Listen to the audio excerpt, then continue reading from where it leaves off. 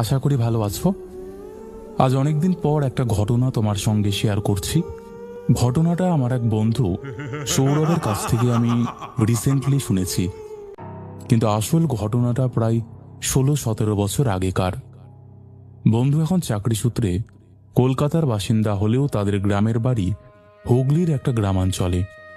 ছোটবেলা সেখানেই কেটেছে, স্কুল লাইফ পর্যন্ত সেই গ্রামেই কাটিয়েছে। ঘটনাটা যে সময়কার, তখন সে ওই ক্লাস 9 কি 10-এ পড়ে। সৌরভ এমনি খুব সাহসী এবং দুরন্ত স্বভাবের ছেলে, তাই অফ টাইম পেলেই তার বিভিন্ন জায়গায়, বিশেষ করে বনে জঙ্গলে ঘুরে বেড়ানোর অভ্যেস। তো এইরকমই একদিন স্কুল ছুটির পরে সে সাইকেল নিয়ে ঘুরতে বেরিয়ে যায় একটা জঙ্গলের উদ্দেশ্যে। সে জায়গাটার অনেক দুর্নাম রয়েছে, অলৌকিক অপশক্তির আস্তানা বলে। এখান থেকে বাকি ঘটনা সৌরভের জবানিতেই বলছি। সেই সময়টা ছিল বর্ষাকাল, স্কুল ছুটি হয়ে গেছে 4:30-র সময়। আমার হঠাৎ ইচ্ছে হলো এরকম হালকা বৃষ্টির মধ্যে একটা কোথাও ঘুরে আসতে। তো স্কুলের 2-3 জন সহপাঠীকে জিজ্ঞাসা করলাম, কিন্তু তারা কেউই যেতে রাজি হলো না। বলল, বৃষ্টি আসছে, তাড়াতাড়ি বাড়ি ফিরতে হবে, নাহলে বাড়িতে বকাবকি করবে। যাই হোক, আমি আর কি করি, একাই সাইকেল নিয়ে যেতে থাকলাম সেই জঙ্গলের দিকে। তখন দিনের আলো ছিল বেশ। আমি সোজা সাইকেল চালিয়ে এগোচ্ছি, জঙ্গলের ভেতরে প্রবেশ করছি আস্তে আস্তে। এরকমভাবে সাইকেল চালিয়ে অনেকটাই ভেতরে চলে গেছি। এবার আস্তে আস্তে দিনের আলো কমে এলো, বৃষ্টি পড়তে শুরু করেছে, সাথে ঠান্ডা হাওয়া। শরীরে রীতিমতো কম্পন হচ্ছে, একটা শিহরণ খেলে যাচ্ছে, সাথে গা ছমছম করা চারপাশের পরিবেশ। যেতে যেতে হঠাৎ একটা জায়গাতে আমি দাঁড়িয়ে গেলাম। আমার স্পষ্ট মনে আছে, সেই জায়গাতেই একটা বিশাল বড় গাছ ছিল। কি গাছ জানি না, কিন্তু বেশ বড়। ওটাকে ল্যান্ডমার্ক ধরে আমি এগোতে থাকলাম। প্রায় এরকম আরো মিনিট 5 এগিয়ে হঠাৎ দেখি সামনে সেই একই বড় গাছ। আমি আরো সোজা এগোলাম কিছু দূর, কিন্তু আবারও সেই একই দৃশ্য, সেই একই বড় গাছ, একই রকম রাস্তা। কিন্তু আমি 100% শিওর আমি একদম সোজা এগিয়েছি, কোনো মোড় নেইনি। তাহলে এটা কি করে সম্ভব যে একই রাস্তা, একই গাছ, একই পরিবেশ বারবার আমার সামনে এসে পড়ছে? প্রথমবার হ্যালুসিনেশন ভেবে ইগনোর করে গেলেও 3-4 বার এরকম একই জিনিসের পুনরাবৃত্তি হওয়ার পর আমি এবার ভয় পেতে শুরু করলাম। মনে মনে ঠাকুরের নাম করতে শুরু করলাম, কিন্তু আমি দাঁড়ালাম না কোথাও, কারণ বৃষ্টির বেগ বেড়ে চলেছে। এবার সামনে আরো কিছু দূর এগিয়ে রাস্তার বাঁদিকে দেখতে পেলাম একটা কুড়েঘর টাইপের বাড়ি। তার সামনের উঠোনে একজন লোক কিছু কাজ করছে। আমি সাইকেল থামিয়ে সেই ব্যক্তিকে উদ্দেশ্য করে জিজ্ঞাসা করলাম, কাকু, হাইওয়ে রাস্তাটা কোন দিক দিয়ে বলতে পারবেন? উনি প্রত্যুত্তরে আমাকে সামনের সোজা রাস্তাটা দেখিয়ে বললেন, এই রাস্তা দিয়ে সোজা কিছু দূর এগিয়ে গেলেই হাইওয়ে পেয়ে যাবে। আর তুমি এই সন্ধেবেলা এখানে কি করতে এসেছো বাবা? এই জায়গাটা কিন্তু ভালো না, এখনই বাড়ি ফিরে যাও। যাই হোক, আমি আর দেরি না করে সেই কাকুকে ধন্যবাদ জানিয়ে তারা দেখানো রাস্তায় এগিয়ে যেতে থাকলাম। আর 5-6 মিনিটের মধ্যেই হাইওয়ে পেয়ে গেলাম। হাইওয়েতে উঠে আমার বুক থেকে একটা স্বস্তির নিঃশ্বাস বেরিয়ে এলো। সেদিন আরো অবাক হয়েছিলাম একটা জিনিস দেখে। যেখানে গিয়েছিলাম সেই জায়গাটা আমাদের গ্রামের বাড়ি থেকে খুব বেশি হলে 15-20 মিনিটের ডিস্টেন্সে হবে, কিন্তু সেদিন আমি বাড়ি ঢুকতে টাইম লেগেছিল প্রায় সন্ধ্যা 7টা, মানে 3-4 ঘন্টা মতো। আর রীতিমতো বকাবকি শুরু করলো, একটাও দেরি পর্যন্ত কোথায় ছিলাম, কেন এত দেরি হলো। আমি আসল ঘটনা চেপে গিয়ে মাকে মিথ্যে বললাম যে এক বন্ধুর বাড়িতে গিয়েছিলাম, সেখানে বসে বসে সিনেমা দেখতে গিয়ে দেরি হয়ে গেছে। মা আর কিছু বলল না, কিন্তু আমি ঘরে একা বসে ভাবতে লাগলাম যে ওই 2 ঘন্টা ধরে আমার সাথে কি হয়েছে। ওই জায়গায় এর আগে আমি কখনো যাইনি ঠিকই, কিন্তু যেখানে যাতায়াতে মিলিয়ে আধা ঘন্টার বেশি তো সময় লাগার কথা না, সেখানে এতটা লাগলো কি করে? কিছু তো একটা ব্যাপার ছিল যে আমি একই জায়গাতে বারবার কি করে চলে আসছিলাম। আমি মনে মনে ঠিক করলাম যে এই রহস্যের উত্তর আমাকে জানতেই হবে। সেদিনের মতন রাতের খাওয়া দাওয়া সেরে শুয়ে পড়লাম। পরের দিন ছিল রবিবার, স্কুল টিউশন সবই ছুটি। তাই ব্রেকফাস্ট সেরে সাইকেল নিয়ে আবার বেরিয়ে পড়লাম সেই জায়গার উদ্দেশ্যে। এখন দিনের বেলা আমার কোনো ভয় নেই। আগের রাতের ঘটনা আপাতত মাথা থেকে সরিয়ে মনে বেশ কিছু একটা প্রশ্ন নিয়ে এগিয়ে চললাম। সেই বনের ভেতর ঢুকেছি। কিছুটা যাওয়ার পর এক কাঠুরিয়ার সাথে দেখা হলো। উনি কাঠের সন্ধানে সেখানে যাচ্ছিলেন। আমি ওনাকে থামিয়ে বললাম, দাদা, আমি কিছু কথা বলতে চাই। উনি সম্মতি দিতে আগের দিন সন্ধেবেলার সব ঘটনা বললাম। উনি সব শুনে খুব অবাক হলেন। এমনকি আমি যে জায়গায় সেই কুড়েঘরটা আর যেখানে উঠোনে থাকা সেই কাকুকে দেখেছিলাম ওই কথাটাও বললাম। উনিও কৌতূহলবশত দেখতে চাইলেন, আর আমি ওনাকে সেই জায়গায় নিয়ে গেলাম। আর এইবার সেখানে গিয়ে এই দিনের আলোতেও আমার শিরদাঁড়া হিম হয়ে গেল। কারণ সেখানে কুড়েঘর তো দূরের থাক, কোনো জনপ্রাণীর চিহ্ন পর্যন্ত নেই। দূর দূর পর্যন্ত কোনো বাড়িঘর বা কোনো কিছুই আমার চোখে পড়ল না। তখন সেই কাঠুরিয়া দাদা আমাকে বললেন, কি ব্যাপার ভাই, কোন কুড়েঘরের কথা বলছো? আমরা এদিকে প্রায় কাঠ কাটতে আসি, কই এদিকে তো কোনো বাড়িঘর নেই, আর থাকবেই বা কোথা থেকে? এটা তো একটা জঙ্গল, দেখো তো, বুঝতেই পারছো তো, তাই না? তবে তুমি আমার সাথে এসো, আর একটা জায়গা দেখাই। এই বলে উনি ওই জায়গাটা থেকে একটু এগিয়ে বাঁদিকে ঘুরলেন। সেখানে একটা পরিত্যক্ত পুকুর দেখতে পেলাম, যেটা দেখেই বোঝা যাচ্ছে কেউ ওই পুকুরটা ব্যবহার করে না। চারিদিকে নোংরা আগাছায় ভরা, পানায় ভর্তি। সেই পুকুরটা দেখি ওই দাদা বললেন, এই যে পুকুরটা দেখেছো, এখানকার স্থানীয় হাসপাতালের যত বেওয়ারিশ লাশ এখানে ডাম্প করা হয়। এসব কথা অনেকেই জানে না। আমরা যারা একান্তই প্রয়োজনে এদিকে যাতায়াত করি সেরকমই কিছুজন জানে আর কি। বুঝতেই পারছো, সেসব হতভাগ্য মানুষদের লাশ এখনো জলে ডুবিয়ে দেওয়া হয়। তাদের শ্রাদ্ধ শান্তি হয় না, তারা অতৃপ্ত আত্মা হয়ে ঘুরে বেড়ায়। এখানে দিনের বেলাতেও একটা গা ছমছমে পরিবেশ বিরাজ করে। বিকেলের পর তো এদিকে আসার কোনো প্রশ্নই নেই। তুমি হয়তো জানতে না বলে এসে পড়েছিলে, কিন্তু আর কখনো এই জায়গায় এসো না ভাই, ভগবান তোমাকে রক্ষা করেছেন। এই কথা বলে তিনি নিজের রাস্তায় এগিয়ে গেলেন। আমিও সেখানে আর না দাঁড়িয়ে সাইকেলে উঠে প্যাডেলে চাপ দিলাম, দিয়ে সেখান থেকে সোজা বাড়ি। এরপর অনেক দিন, অনেক বছর কেটে গেছে, কিন্তু এসব ঘটনা আমি ভরসা করে কোনোদিনও কাউকে বলতে পারিনি। এমনকি আমার কোনো বন্ধু বান্ধব বা পরিবারের কাউকেই না। হয়তো এসব কথা বললে কেউ বিশ্বাস করতো না, আমাকে নিয়ে হাসি ঠাট্টা করতো। তবে এ কথা সত্যি, যেরকম বিকেল বা সন্ধ্যের দিকে ঝড় বৃষ্টি হলে আমার সেদিনের ঘটনার কথা মনে পড়লে আজও শরীরে শিহরণ খেলে যায়। আমি আজও জানি না যে আমার সাথে আসলেই ঠিক কি হয়েছিল। অশরীরই যদি সত্যি থেকে থাকে, তাহলে যে ভদ্রলোক আমাকে হাইওয়ের রাস্তা দেখিয়ে দিয়েছিলেন তিনিই বা কে? আর ঠিক ওই সময় উনি ওখানে কি করে এলেন, যে জায়গাটাই পরের দিন সকালে গিয়ে আমি ফাঁকা মাঠ ছাড়া আর কিছুই দেখতে পাইনি।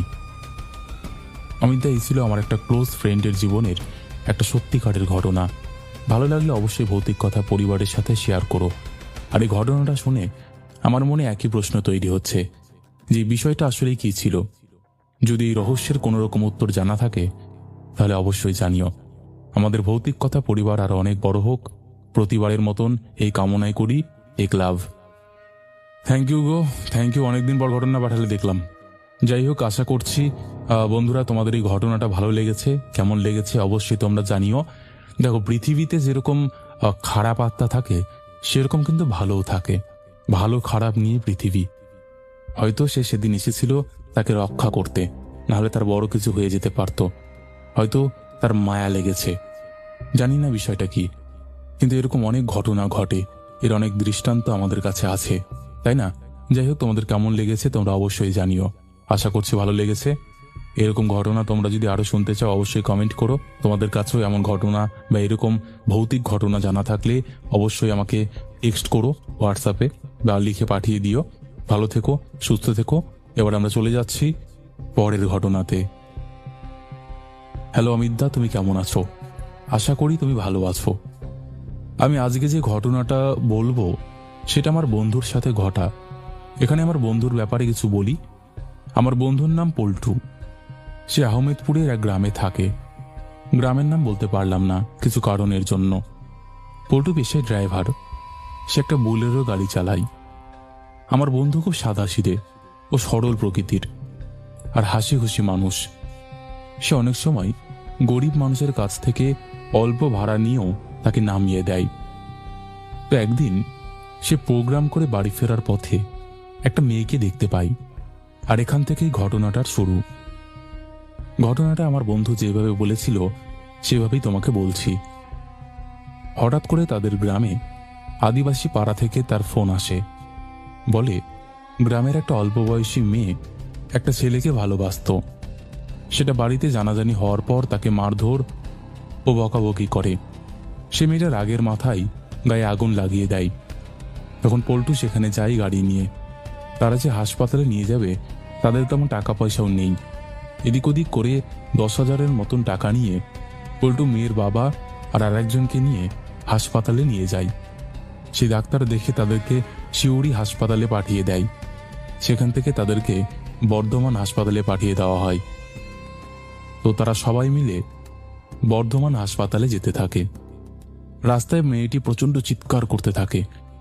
অবশেষে ওরা বর্ধমান হাসপাতালে এমার্জেন্সিতে ভর্তি করে। ডাক্তাররা তার গায়ের জামা কাপড় পল্টুকে খুলতে বলে। কাঁচি দিয়ে কেটে কেটে জামা কাপড় খুলতে থাকে পল্টু। পল্টু তখন দেখে মেয়েটির মুখ, বুক ও নিচের কিছু অংশ একদমই পড়েনি, এবং ডাক্তার তাকে একটা মলম দিয়ে বলে মলমটা তার গায়ে লাগাতে। পুড়ে যাওয়া চামড়াগুলো টান ধরাতে মেয়েটা প্রচণ্ড পরিমাণে চিৎকার করতে থাকে। আর পল্টু সেখান থেকে চলে যায় কিছুটা ভয় পেয়ে, আর সিদ্ধান্ত নেয় সেখানে আর থাকবে না। এদিকে গ্রামের সেই লোক আর পল্টু গাড়ি নিয়ে ওখান থেকে বেরিয়ে পড়ে। অনেকটা রাস্তা আসার পর পল্টুর কাছে ফোন আসে যে মেয়েটি মারা গেছে। পল্টু তখন বলে এখন ওখানে গিয়ে কোনো লাভ হবে না, আর আজকে তো ছুটি দেবে না, কাল যাব। সেই মতো তারা সকালে হাসপাতালে যায়। এখানে বলে রাখি, পল্টু আমায় বলেছিল মেয়েটিকে প্রথম যেমন দেখেছিল সেখান থেকে 3টি হাসপাতালে নিয়ে যাওয়ার সময় তাকে 3 রকম দেখতে লাগছিল। তারপর তারা মেয়েটির মরদেহ দেখে ওখান থেকে আরো ভয় পেয়ে যায়। দেখতে অনেকটা ভয়ঙ্কর হয়ে গিয়েছিল। তারপর তারা গাড়ি করে মেয়েটিকে নিয়ে আসে তাদের বাড়িতে। এরপর পল্টু আর কিচ্ছু জানে না। এই ঘটনার বেশ কয়েকদিন পর পল্টু একটা প্রোগ্রাম সেরে বাড়ি ফিরছিল এবং গাড়িতে গান শুনছিল।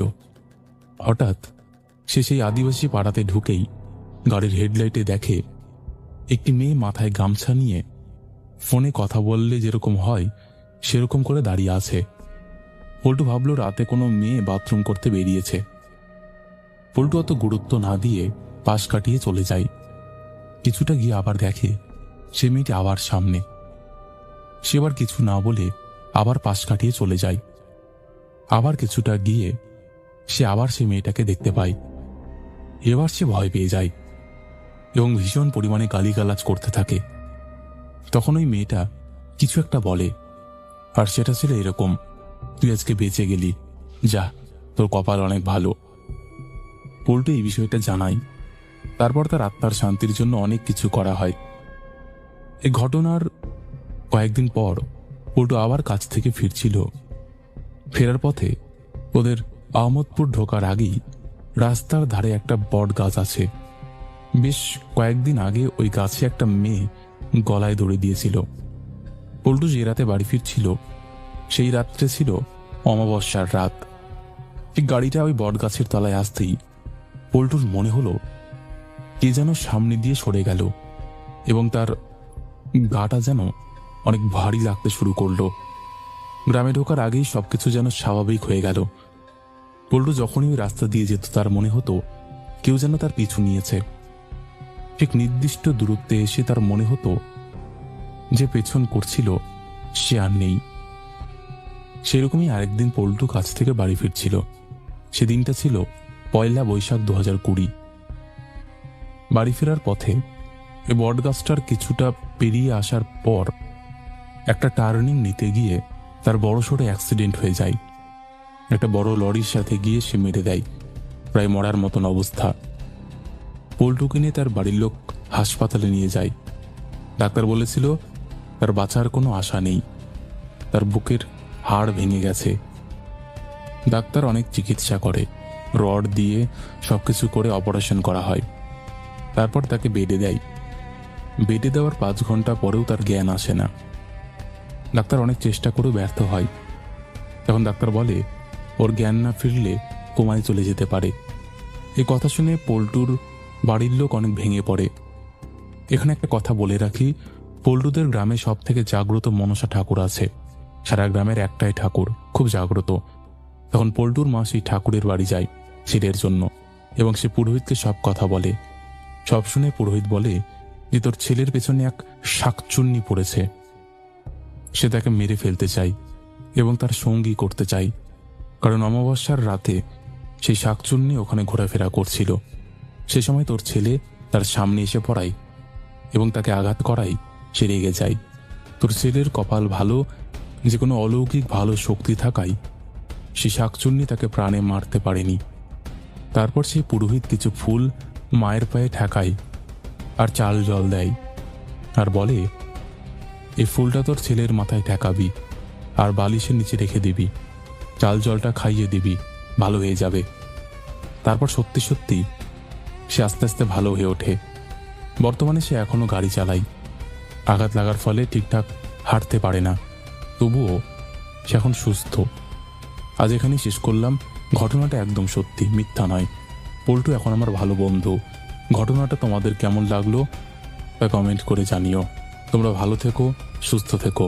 ভালো মতো গুছিয়ে লিখতে পারলাম কিনা জানি না, যদি ভালো লেগে থাকে অবশ্যই পড়ে শুনিও। তো বন্ধুরা, এই ছিল আমাদের দ্বিতীয় ঘটনা। আশা করছি এই ঘটনাটিও তোমাদের ভালো লেগেছে। কেমন লেগেছে অবশ্যই তোমরা কমেন্ট করে জানিও। তোমাদের মধ্যে এখনও যারা এই পরিবারে যুক্ত হওনি তারা যুক্ত হয়ে যেও। আর একটা কথা, ভৌতিক কথা কোনো রকম অন্ধবিশ্বাস, কোনো রকম কুসংস্কার বা কোনো রকম নেগেটিভিটিকে প্রশ্রয় দেয় না। ভৌতিক কথার কাজ শুধুমাত্র মানুষের জীবনে ঘটে যাওয়া ঘটনা সকলের সামনে তুলে ধরা, নচেত আর কোনো উদ্দেশ্য নেই। তাই যারা বিশ্বাস করছো না তারা এগুলোকে এন্টারটেইন হিসেবেই নিয়ে নাও। চলো আর কথা না বাড়িয়ে এবার আমরা শুরু করে দিচ্ছি পরের ঘটনা। দাদা নমস্কার, আমি জীবন বলছি। এই ঘটনাটা আমি কাউকে বলতে চাইনি, কারণ বললে মানুষ হাসে। কিন্তু যেদিন নিজের চোখে প্রমাণ দেখলাম সেদিন বুঝলাম এটা চুপ করে রাখার মতন জিনিস না। আমি তখন নিজের বাড়ি বানাচ্ছি, কাজ চলছে, গেট লাগানো হয়েছে, কিন্তু ভেতরের কাজ বাকি। জায়গাটা একটু ফাঁকা, দিনের বেলায় লোকজন থাকে, কিন্তু রাত হলেই চারপাশ শুনশান। তাই নিরাপত্তার জন্য একটা সিসিটিভি ক্যামেরা লাগাই গেটের ঠিক ওপরেই, যেটা মোবাইল অ্যাপে দেখা যায়। প্রথম কয়েক সপ্তাহ কিছুই হয়নি, মাঝে মধ্যে কুকুর বিড়াল ধরা পড়তো। একদিন সন্ধ্যায় আমি বাড়িতে গিয়েছিলাম, কাজ দেখে ফিরেছি। সেদিন আমি একটা ধূসর রঙের ফুলহাতা টি শার্ট আর কালো ট্র্যাক প্যান্ট পরেছিলাম। এটা খুব সাধারণ কথা, কিন্তু পরে বুঝেছি এই তথ্যটাই সবচেয়ে ভয়ঙ্কর হয়ে উঠবে। পরদিন সকালে হঠাৎ মনে হলো রাতের ফুটেজটা দেখি। কোনো কারণ ছিল না, এমনি অ্যাপ খুলে আগের রাতের রেকর্ডিং চালালাম।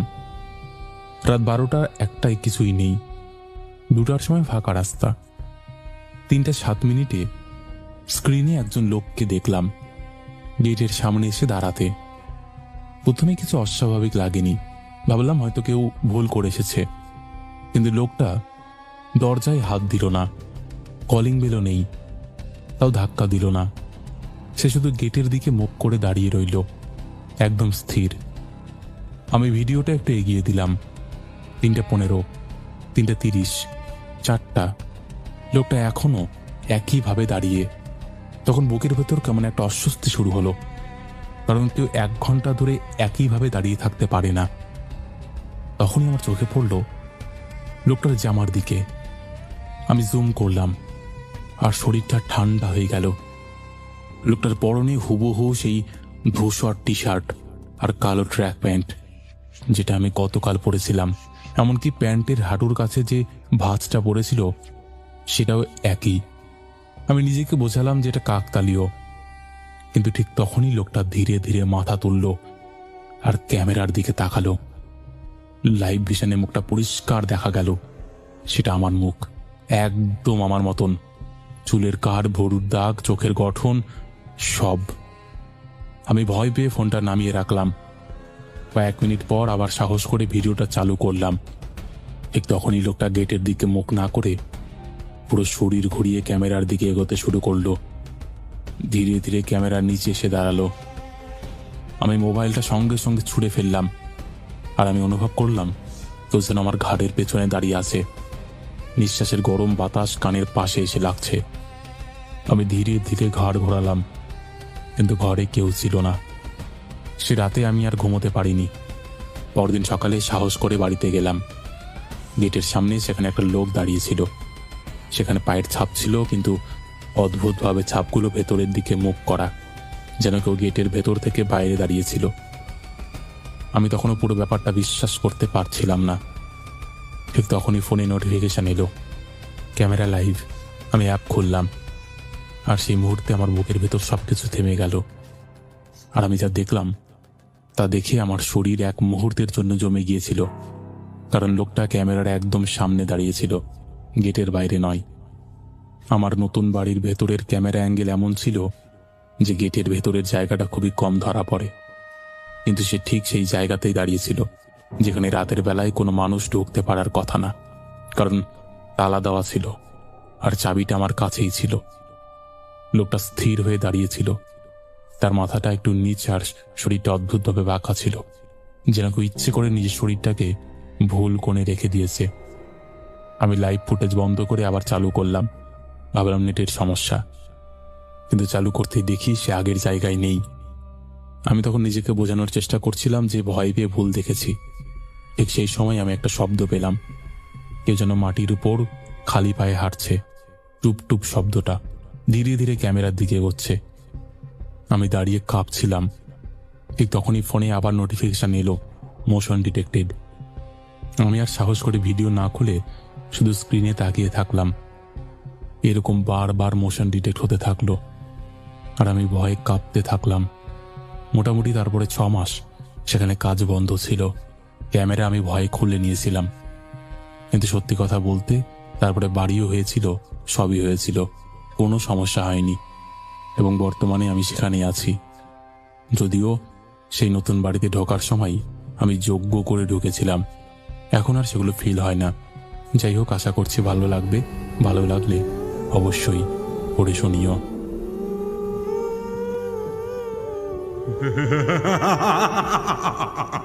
রহিম নামে একটি মাঝি নদীতে মাছ ধরে, নৌকা নিয়ে মাছ ধরে তার সংসার চালায়। ঘটনাটি বলেছেন রহিম ভাই। তিনি থাকেন সিরাজগঞ্জ যমুনা সেতুর পাশে একটি গ্রামে। ওই যমুনা নদীতে তিনি মাছ ধরেন। যখন ফুল দমে যখন বর্ষা হয় তখন মাছ ধরতে পারেন না, কেন নদীটা ভরে উতাল পাতাল ঢেউ উঠে, তখন নৌকা নিয়ে মাছ ধরা বন্ধ থাকে সবারই। ওই 2-3 মাসটা খুব কষ্টের যায় রহিমের। তারপর যখন নদীর পানি একটু টান নেয় তখন আবার সবাই নৌকা নিয়ে জাল নিয়ে মাছ মারতে মারে।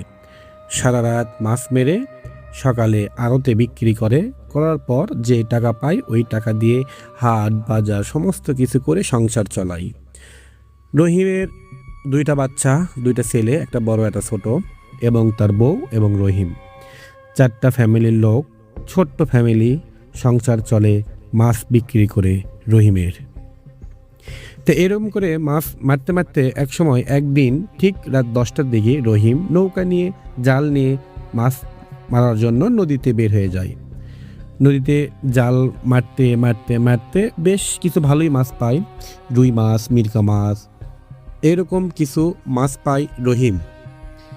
তো মাছ মারার সাথে সাথে এক সময় একদিন নদীর মাঝখানে যখন যায় তখন জালের একটা খাওয়া মারে ঠিক নদীর মাঝখানে, গভীরে চলে যায়। আর ওদের ঠিক দড়ি অনেক লম্বা থাকে। যাওয়ার পরে মানে টান দিচ্ছে, অনেক শক্তি লাগতেছে। তখন মনে মনে ভাবলো হয়তোবা আজকে জালে বড় কোনো মাছ পড়েছে, অথব না হলে বেশি মাছ পড়ছে। মন খুশি, আস্তে আস্তে শরীরের প্রচণ্ড শক্তি দিয়ে জালটা নৌকার ওপর তোলে। হ্যাঁ, যা ভাবা তাই কাজ। ঠিক 3টা রুই মাছ উঠছে, আর ছোট ছোট আরও কিছু মাছ উঠছে। মাছগুলো নৌকাতে রাখার পরে দেখে জালের এক কোনায় একটা বোতল উঠছে, বোতল যাকে বলে শিশি। বোতলটা অনেক বড়, মুখটা লাগানো ছিল খুব শক্তিশালী করে। খোলার চেষ্টা করলো, পারল না। তারপরে ভাবলো বোতলের মধ্যে কি আছে। কেমন জানি বোতলটা ভারী ভারী ভাব, কিন্তু পানি দিয়ে ভরাও ছিল। তখন ওই বোতলটা মাছের এক সাইডে রেখে দিয়েছে, দিয়ে আবার মাছ ধরতে শুরু করছে। বোতলটা যখন নৌকাতে রাখছে তখন নৌকাটা মনে হয় ভারী হয়ে গেল। বইটা মারলেই তো নৌকা চলে যাওয়ার কথা। যেহেতু আপনি যদি একটা কাজ প্রতিদিন করেন তাহলে অবশ্যই আপনি জানেন আপনার কাজ যদি কোনো দিন সমস্যা হয় বুঝতে পারবেন। তো সেই দিন রহিম দেখলো নৌকাটা কেমন জানি ভার হয়ে গেছে, বইটা মারতেছে কিন্তু যাচ্ছে না।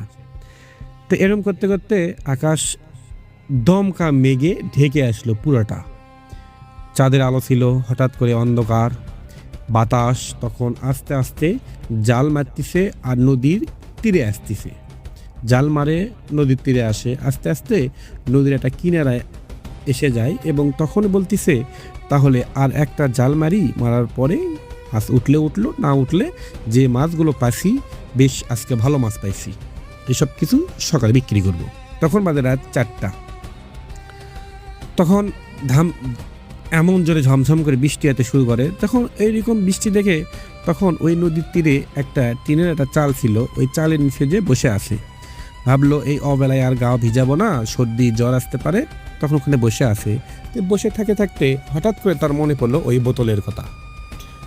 বৃষ্টি অল্প করে কমতে শুরু করছে। নদী নৌকাতে আসার পর বোতলটা হাতে নেওয়ার সাথে সাথে মনে হয় নৌকাটা 2-3 ইঞ্চি ভেসে উঠল। একটু অবাক হলো, এরকম হলো কেন? তখন ভাবতেছে আজকে কেমন জায়গাটা হচ্ছে।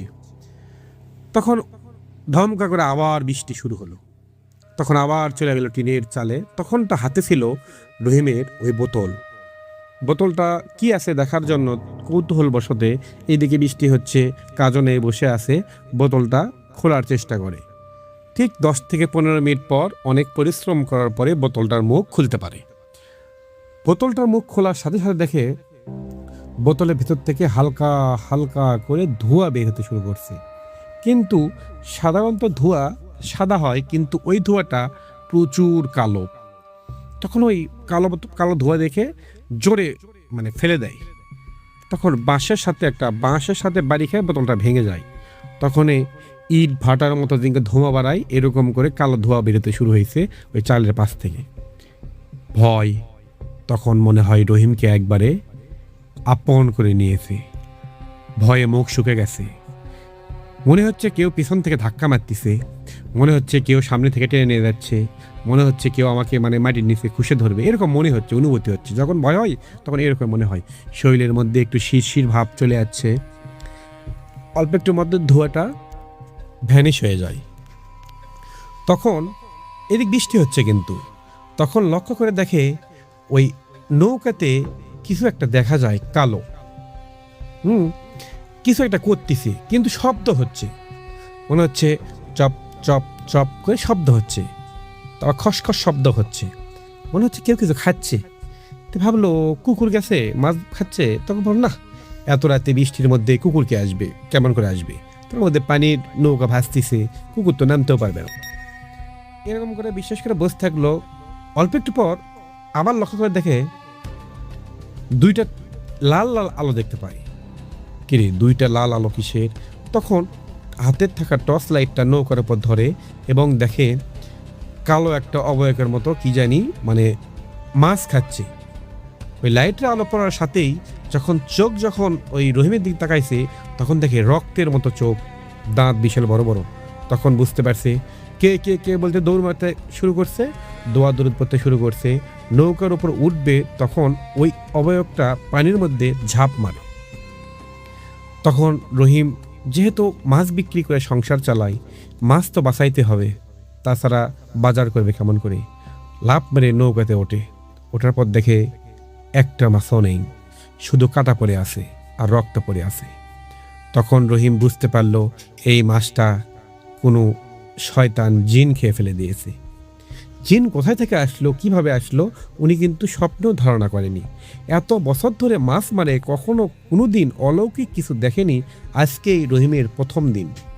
তখন রহিম জাল সব কিছু নিয়ে নৌকা ওখানে বেঁধে চলে আসে বাসায় মন খারাপ করে। বাসায় এসে হাত মুখ ধোয়ার পরে তার বউ বাচ্চা সবাই ঘুমাচ্ছে, কাউকে আর ডাক দেয় না। তখন তিনি মন খারাপ করে শুয়ে থাকে। সকালে তার বউ ঘুম থেকে ওঠার পর রহিমকে যখন বাড়িতে দেখে তখন অবাক হয়ে গিয়েছে। কেননা সাধারণত রহিম ঠিক 9টা-10টার দিকেই বাড়িতে আসে, মাছ মেরে সোজা বিক্রি করার জন্য চলে যায়, 8টা-9টার মধ্যে বিক্রি করে বাসায় চলে আসে।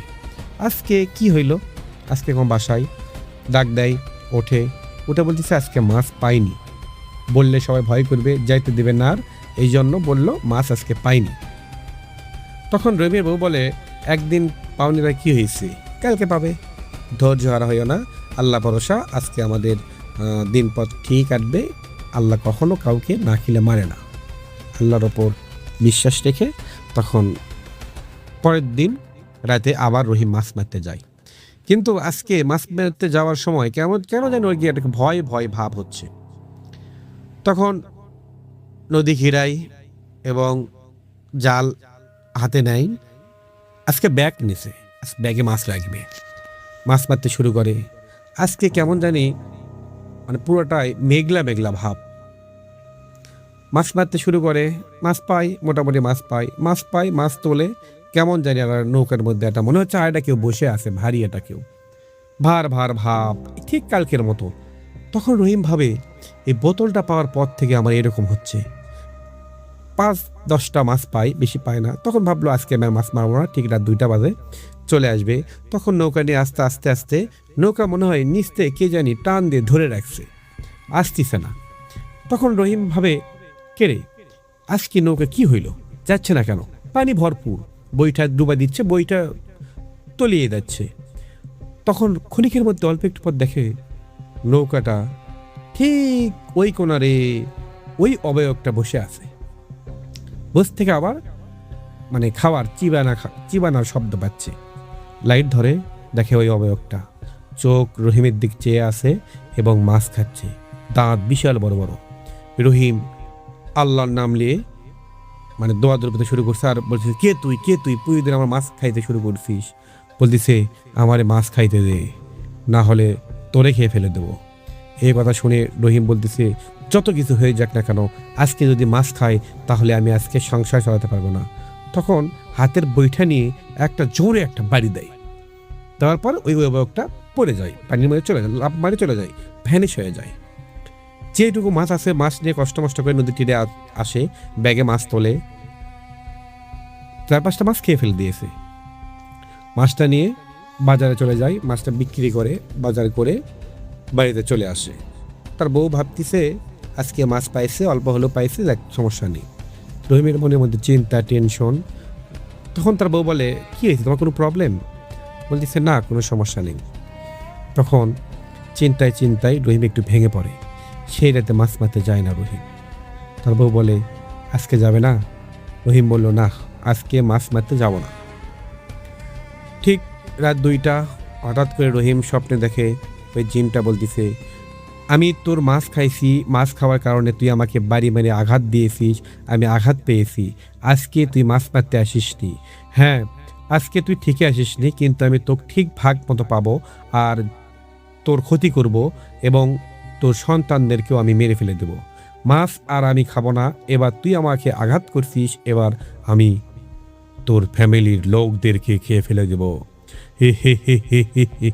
এরম করে হাসি দেওয়ার পর রহিম চমকে ওঠে এবং ঘুম থেকে উঠে বিছানায় বসে পড়ে, গাও পুরোটা ঘেমে গিয়েছে। তখন তার বউ বলে, কি হয়েছে? বলেছে, না, একটা ভয়ের স্বপ্ন দেখলাম, এই জন্য। তখন আবার ঘুমানোর চেষ্টা করে, ঘুম আসে না, চোখ বন্ধ হয়ে থাকতে হঠাৎ করে দেখে জানালার পাশে ওই 2টা লাল চোখ আর দাঁত বার করে হাসতেছে। রহিম চমকে ওঠে, আবার উঠে তিনি ভাবে তার বউকে যদি সব কিছু বলে তার বউ ভয় পাবে, কাউকে বলে না। পরের দিন সকাল হয়, ঝিম লেগে বসে থাকে বাজারের একটা কোণে। তখন বসে থাকতে কি করবে কিছু বুঝতে পারে না, কাউকে বলতেও পারতেছে না। বাড়িতে আসে, সেই রাতে মাছ মারতে যায় না। তারপরে হঠাৎ করে দেখে দরজা খোলার শব্দ, রাত ঠিক 12টা। এত রাতে কে দরজা খুললো? তখন আস্তে করে রহিম বের হয়, দেখে তার বড় ছেলে বাড়ি থেকে বের হয়ে যাচ্ছে। এত রাতে কোথায় যাবে আমার ছেলে?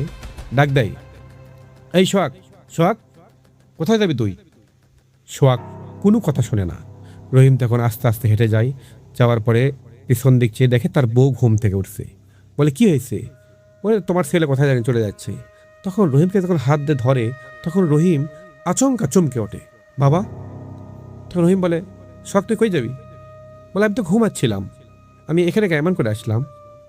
তখন সোহাগের বাবা বলে, মনে হয় তুই স্বপ্ন দেখছিস। তার মা বলে, হয়তো বা স্বপ্নে হেঁটে যাচ্ছে, নিয়ে আসো ঘরে। তখন আস্তে আস্তে ঘরে নিয়ে আসে। নিয়ে আসার পরে সোহাগ আবার ঘুমিয়ে পড়ে। পড়ার পর পরের দিন ঠিক সকাল 10টার দিকে একটা ফকির আসে ভিক্ষা করার জন্য। তে ভিক্ষা করতে করতে রহিমদের বাসায় আসে। আসার পর রহিমকে বলে, বাবা একটু কিছু খাইতে দেবা? তখন রহিমের যেহেতু 2 দিন ধরে মাছ মারতে যায়নি, বাড়ির অবস্থা খুবই খারাপ, যাই রান্না করছে না কেন, তখন ওই বাবাকে বলে, দেখেন ফকির বাবা, আমার 2 দিন ধরে আমি কাজে যাইতে পারিনি, তে আমি যেসব কিছু খাবো ওই সব কিছুই খাইতে হবে। তখন ফকির বাবা বলে, বাবা তোমার বাসায় কিছু নেই, তুমি যে একটু খাইতে দিতে রাজি হইছো, এটাই তো অনেক। আলু ভর্তা হোক, ডাল হোক, যেটাই হোক, যেটা দেবা সেটাই আমি খুশি মনে খাবো। রহিমের মনের মধ্যে কোনো হিংসা নেই, সাদাসিধা মানুষ। তখন ওই ফকিরকে নিয়ে, বাচ্চাকে নিয়ে, বউকে নিয়ে তিনি একসাথে খাইতে বসছে বিছানায়। তখন ফকির বলে, সাধারণত মানুষ খাইতে দেয় বাড়ির বারান্দায় অথবা বাইরে ভাত দিয়ে পানি দিয়ে খাইতে দেয়, তুমি সাথে করে নিয়ে খাইতে বসছো, আসলে বাবা তুমি খুব ভালো। ভাত খাওয়া শেষ, তার বউ একটা পান দেয়, পান খায়। পান খাওয়ার পর ওই ফকির বাবা বলে, রহিম আমি তোমাকে একটা কথা বলতে চাই। তখন রহিম বলে, হ্যাঁ বাবা বলেন। তুমি খুব টেনশনে আছো। বলতেছে, না টেনশন নাই, এমনি 2 দিন ধরে মাছ মারতে যায়নি, একটু সংসারে একটু টানাটানি পড়ছে, একটু জানেন তো পুরুষ মানুষের টাকা না থাকলে বউ আছে, বাচ্চা আছে, সংসার চালাতে হয়, এই জন্য একটু টেনশন হালকা পাতলা হয়। তখন ওই ফকির বাবা বলে, তুমি কতদিন ধরে মাছ মারো? বলতেছে, ঠিক 15-20 বছর ধরে মাছ মারি। তো বলতেছে, 15-20 বছর ধরে তুমি মাছ মারো, তুমি এরকম টেনশনে তো কখনো পড়োনি, আজকে যেরকম টেনশন তোমায় দেখা যাচ্ছে। তখন রহিম অবাক হয়ে যায়। আচ্ছা ফকির বাবা আপনি কে? বলতেছে, আমি একটি মুসাফির, আমি তোমায় একটা বিষয়ে সাবধান করার জন্য বলবো। বলছে, হ্যাঁ বাবা বলুন। বলতেছে, তোমার ছেলে পেলে বউ সমস্ত কিছু মিলে তুমি একটু সাবধানে থাকবে। তুমি যার পাল্লায় পড়েছ তিনি ভালো না, তিনি শয়তান। তখন রহিম বলে, বাবা আমি ভয়ে কাউকে কিছু বলিনি, আপনি কেমন করে জানলেন? বলল, আমি যেমন করে জানি না কেন, তুমি যেই অবয়বের পিছে পড়ছো তিনি একটি ভয়ঙ্কর জিন, ক্ষুধার্ত জিন।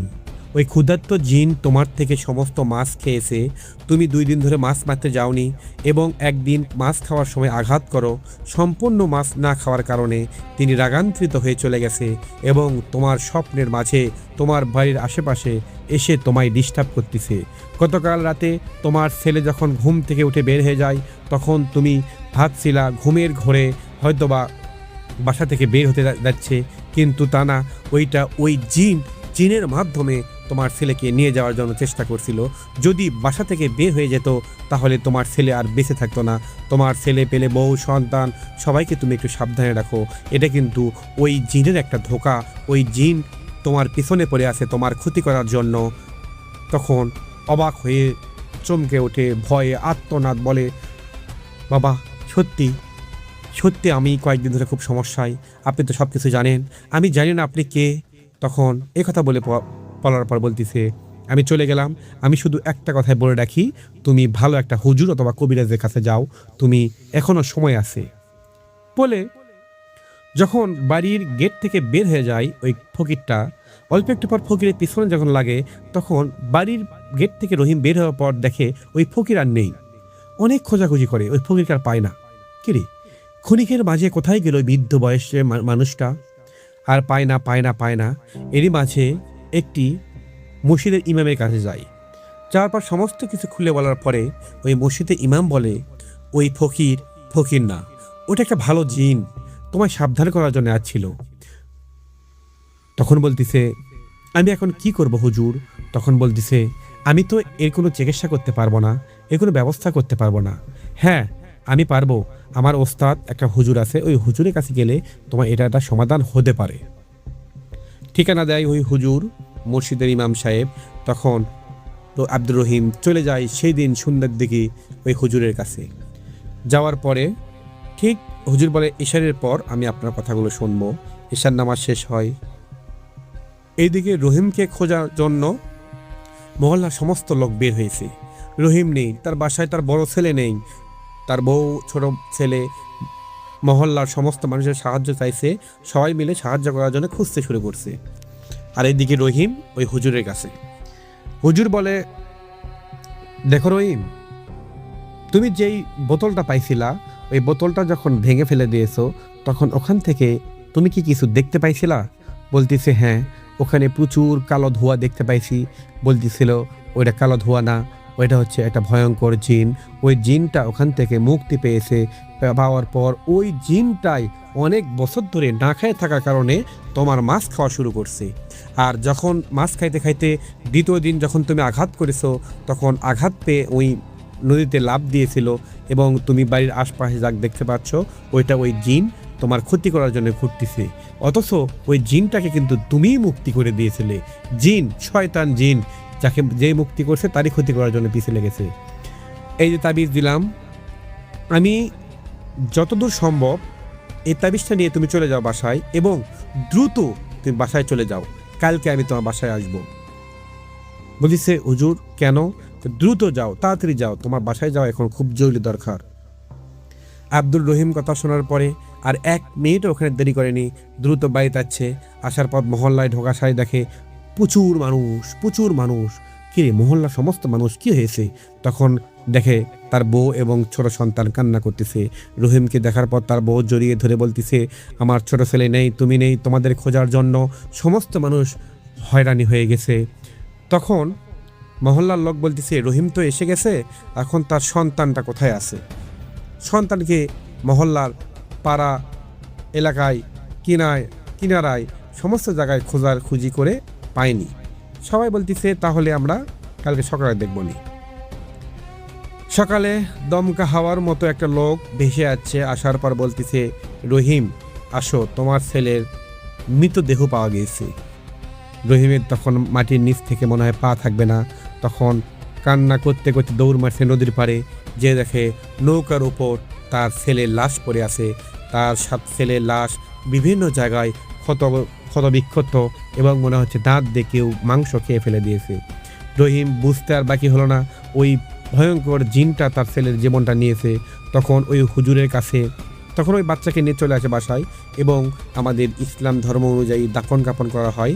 করার পরে ওই হুজুরের কাছে চলে যাই। যাওয়ার পর ওই হুজুর বলতেছে, আমি আজকেই রাতে তোমাদের বাসায় যাব। ঠিক রাত 9টার দিকে বাসায় চলে আসে। মহল্লার লোক সমস্ত মানুষ জানাজানি শুরু হয়েছে, এবং তখন সমস্ত লোক যখন এক জায়গায় হয়েছে, ওই হুজুর আসছে মাঝখানে একটা গোল একটা বৃত্ত করছে। করার পরে ওই জিনটাকে হাজির করার জন্য তখন বলতেছে, দেখো রহিম, যখন তুমি আমার বাসায় থাকো তখন তুমি তো সেফ হয়ে গেছো, কিন্তু তোমার ছেলেকে নিয়ে যে উনি মেরে ফেলে দিয়েছে, উনি একটা ভয়ঙ্কর একটা পিশাচ। তখন ওই জিনটাকে হাজির করা হয় সবার মাঝে। তখন ওই জিনটা বলে, দীর্ঘ 60 বছর আমি বন্দি ছিলাম ওই বোতলের ভিতরে। আমি প্রচুর ক্ষুধার্ত ছিলাম, আমি ওর মাছ খেয়েছিলাম। মাছ খাওয়ার পরে উনি যখন আঘাত করেছে, তখনই আমি সিদ্ধান্ত নিয়েছিলাম আমি তার ক্ষতি করব। তার বড় ছেলেকে খেয়ে ফেলে দিয়েছি, এখন তার ছোট ছেলেকে খাবো। হি হি হি হি হি হি হি, এরকম করে হাসতে শুরু করছে। আর তখন ওই হুজুর বলে, তুই তার বড় ছেলের জীবনটা শেষ করে দিয়েছিস এবং ছোট ছেলের পিছনে লেগেছিস, আজকে তোকে এখান থেকে বাঁচাবে কে? ওই জিনটা দুর্বল, শক্তি নেই, কেননা 60 বছর ওই বোতলে বন্দি থাকার কারণে এখন পর্যন্ত তার শক্তি এখন পর্যন্ত পরিপূর্ণভাবে হয়নি। আর জিনেরা তো প্রচুর বছর বাঁচে। তখন ওই হুজুরের জিনের মাধ্যমে ওই জিনকে যখন আঘাত করতে শুরু করে, তখন ওই জিন চিৎকার করে বলে, আমি আর কারো ক্ষতি করবো না, এখান থেকে চলে যাব। তখন মহল্লার এলাকার সমস্ত লোক বলে, হুজুরকে বলে, হুজুর উনি একজনের জীবন শেষ করে দিয়েছে, তার জীবনে বেঁচে থাকার কোনো অধিকার নেই, তাকে শেষ করে দেন, কেননা ওই নদীতে আমরা সমস্ত মানুষ মাছ মারি, মাছ মেরে আমাদের সংসার চলে, ওই যদি থাকে তাহলে আমাদের সমস্ত মানুষের মাছ খাওয়ার চেষ্টা করবে এবং আমাদের মানুষের ফ্যামিলির সমস্ত বাচ্চাকে ক্ষতি করার এখন বন্ধ সুযোগ নেবে, কেননা জিনেরা মিথ্যাবাদী, ওরা মিথ্যা কথা বলে। তখন হুজুর বলতেছে, ঠিক বলেছেন আপনারা, আমি আপনারা যা বলবেন তাই করব। তখন হুজুরের জিনের মাধ্যমে ওই জিনটাকে মেরে ফেলে দেয় এবং ক্ষণিকের মধ্যে মনে হয় আকাশের মেঘ মনে হয় কেটে গেল, সমস্ত জোছনার আলোয় দিনের মতো চকমক করতে শুরু করলো। সবার মনে একটু সাহস ফিরে আসলো, কিন্তু রহিমের মনের মধ্যে এক বুক কষ্ট নিয়ে বসে থাকলো। তখন ওই হুজুর বলে, দেখো রহিম, তোমার ভাগ্যে যা হওয়ার হয়ে গেছে, এই বিষয় নিয়ে তুমি ভাবো না, টেনশন করো না, তোমার ছোট বাচ্চাকে দেখে শুনে রাখো, আর কিছু হবে না ইনশাআল্লাহ। এখন তোমরা সবাই নদীতে মাছ মারতে পারো, আর কোনো কিছুই হবে না, আল্লাহর ওপর ভরসা রাখো। রহিমকে একটা তাবিজ দেয় বা এটা বেঁধে দেয় এবং বলে, আমি তাহলে এখন চলে যাই। তখন ওই হুজুরটা চলে যায় এবং তারপর থেকে রহিমের আর কোনো সমস্যা হয় না, মাছ মারে, সংসার চালায়। কিন্তু মনের মধ্যে একটা ভয় থাকে, ওই নদীতে মাছ মারতে গেলেই তার ছেলের কথা মনে পড়ে যায়। তখন তার বউ রহিম, তার বাচ্চা আস্তে আস্তে সয়ে উঠছে এবং তার একটা বাচ্চা এখন সংসার করতেছে এবং রহিম বৃদ্ধ মানুষ হয়ে গেছে, তার ছেলে একটা দোকান দিয়েছে এবং এখন পর্যন্ত ওরা আর ওই নদীতে ওই ফ্যামিলি কেউ মাছ মারতে যায় না, ওরা দোকানদারি ব্যবসা বাণিজ্য করে তারা সংসার চালাচ্ছে। এক নদী একটা ভুলের কারণে ওই বোতলবন্দি জিনটা তার বাচ্চাকে মেরে ফেলে দিয়েছে। জিনটা মুক্তি হয়ে গেছিল, কিন্তু ওই জিনটা চিরজীবনের জন্য শেষ হয়ে গেছে, সাথে একটা তাজা প্রাণও চলে গেছে, রহিমের ছেলে আব্দুল সোহাগ। ঘটনাটি রহিম আমাদেরকে বলেছেন এবং বুক ভরা কষ্ট নিয়ে আপনাদের সাথে শেয়ার করার জন্য বলেছিলেন। ঘটনাটি কেমন লাগলো অবশ্যই আপনারা আমাদেরকে বলবেন এবং রহিমের ছেলের জন্য সবাই দোয়া করবেন। সবাই ভালো থাকবেন, সুস্থ থাকবেন। আসসালামু আলাইকুম।